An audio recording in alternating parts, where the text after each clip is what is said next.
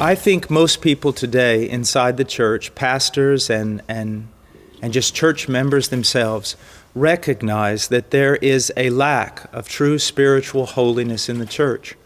I think even the enemies of Christianity outside the church, they look oftentimes at the testimony of Christians and they see very little difference between the life of a Christian and their own life.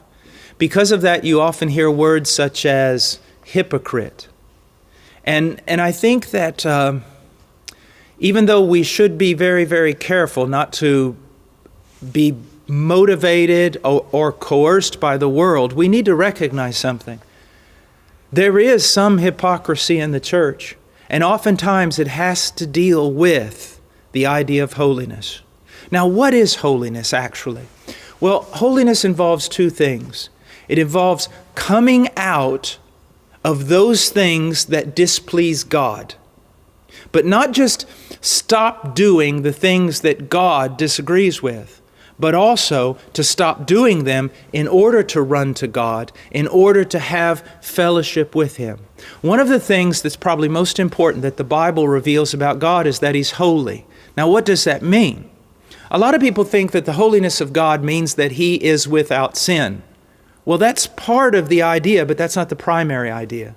You see, the sinlessness of God, the perfections of God have to deal more with His righteousness. Holiness has to deal with His separateness, His transcendence, that there is no one like God. There is no one holy like the Lord. He is totally and completely unique from the rest of His creation. And not only that, but He's higher than His creation, and He's of more worth than all His creation combined.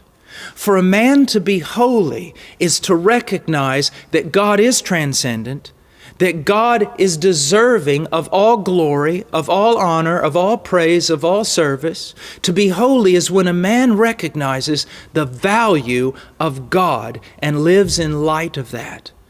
And because he sees God as so valuable, so precious, so beautiful, so glorious, he's willing to leave not only bad things, but also things that are good but not as good as God. He's willing to leave those in order to devote his heart entirely to God.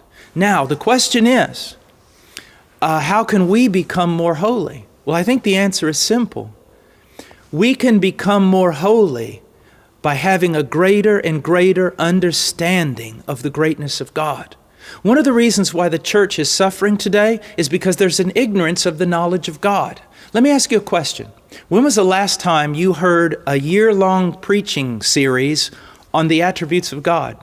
When was the last time you studied the Bible to learn the attributes of God?